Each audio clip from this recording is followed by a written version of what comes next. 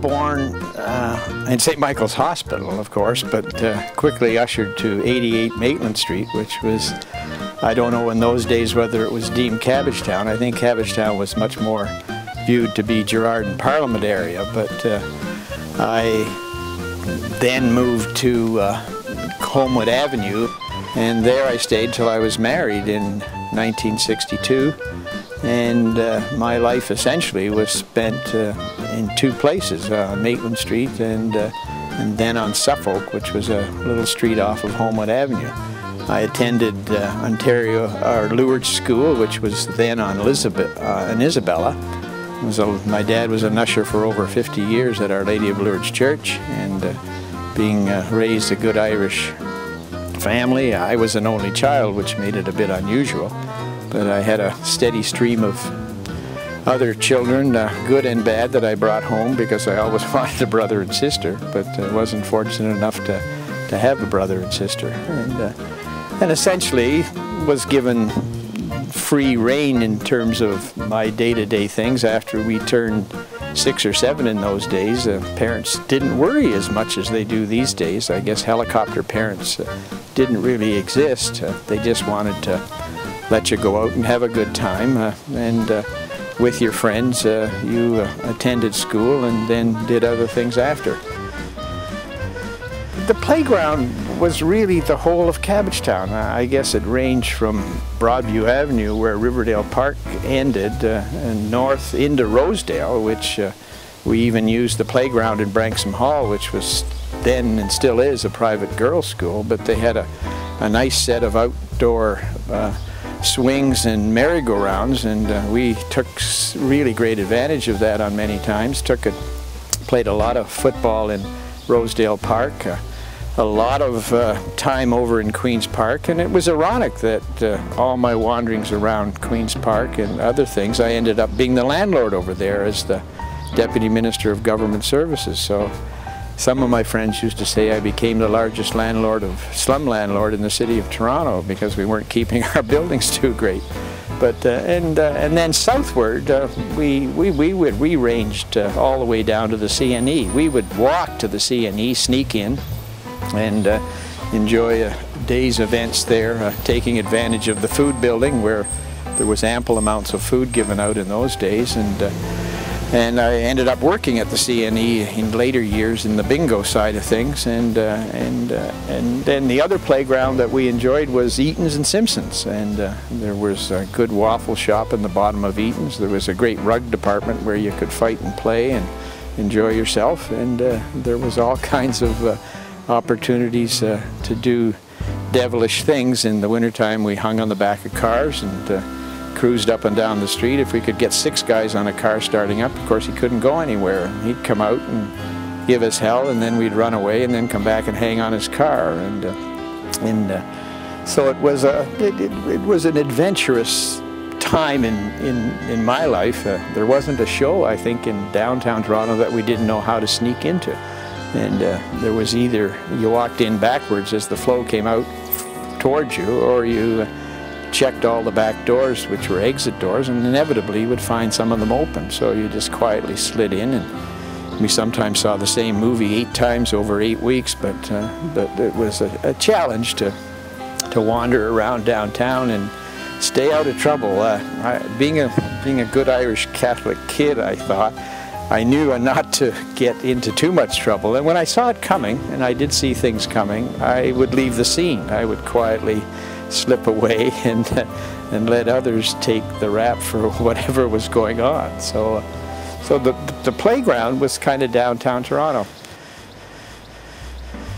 In terms of working downtown, I think the first job I ever had was probably a paper route that took me from Yonge and Carleton, north on Yonge, then west on Wellesley, and then down Jarvis to the CBC building, where I delivered stars and telegrams. And because we had papers in those days that competed with each other in the evening, and of course there was the Globe and Mail, and then on to working in Hart's Medical over north of the current YMCA. I worked at Corbett's Drugstore. I worked for the Salvation Army, which was on Jarvis Street, printing the war cry. and I worked at O'Keefe's Brewery.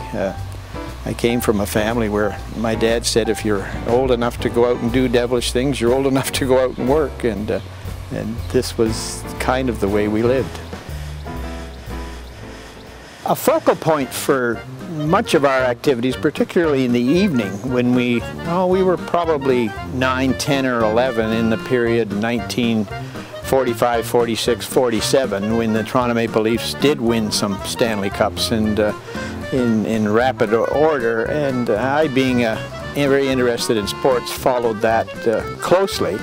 But we also discovered that if we went to Maple Leaf Gardens appropriately dressed in not the worst clothes, but not great clothes, and stood around and asked people for tickets, surprisingly you would get tickets handed to you. And we attended every event at Maple Leaf Gardens simply to be part of the scene. It didn't matter whether it was a religious conference by the Jehovah's Witness, a boxing match with Little Arthur King, or the Toronto Maple Leafs playing, or the Marlborough hockey team, or the St. Michael's Majors playing. We were there.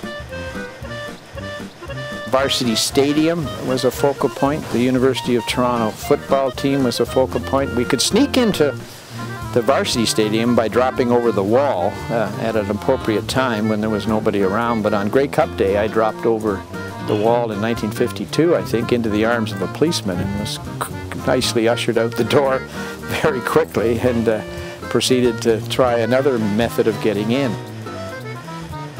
My school years, of course, were the early years were Our Lady of Lourdes school, which I think is now torn down. It was a house in those days, and it was on Isabella Street, just west of Sherbourne Street on the north side. And then upon that, 8 grades being completed, I attended De-La-Salle Bond School, which no longer exists. It was north of St. Michael's Cathedral in what is now an older rehabilitated building that's an office building, I think, still may be owned by the Catholic Church. And then following 2 years of free school there, I went up to De-La-Salle Oaklands on Avenue Road and completed my schooling there in high school, and then went on to the engineering program at the University of Toronto.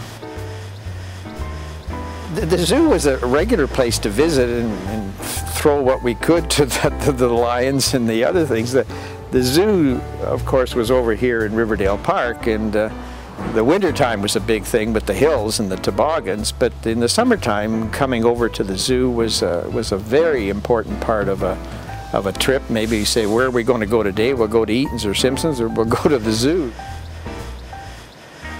Gangs in the neighborhood were a part of it too. If you go back in the police records, probably you'll find in the period, the late 40s and the early 50s, there was the Beanery Gang, was one of the big gangs. You may remember them, and they proceeded to, just as kids today stake out territories in Los Angeles or New York, they staked out territories. There was a Junction Gang out in the west end of Toronto, and there was other gangs that gathered in various parts, and sometimes they would have a rumble of a modest nature or whatever it was. It was never, they carried knives. Flick knives were part of the real tough guy's life. He would pull a switchblade and flick it at you or something.